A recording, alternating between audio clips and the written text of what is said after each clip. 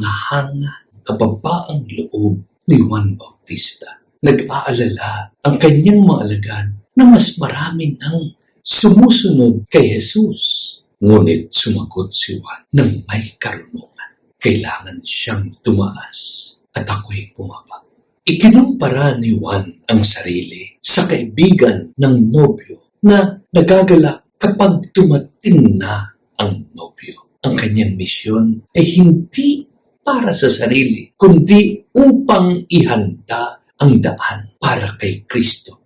Itinuturo po sa atin ng tunay na kagalakan ay hindi galing sa pagkilala o kapangyarihan, kundi sa pagkakita na si Jesus ang kumikilos sa buhay ng iba. Hamon sa atin ang mga salita ni Juan. Madalas tayong naghahangad ng papuri, pagkakilala o kontrol.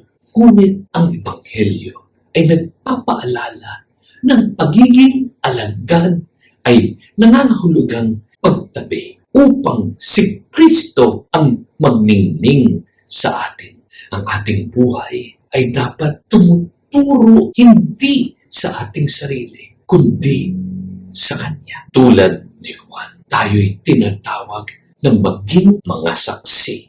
Hindi natin tungkulin na makipagpaligsahan kay Kristo, kundi ang ihanda ang puso ng iba para sa Kanya.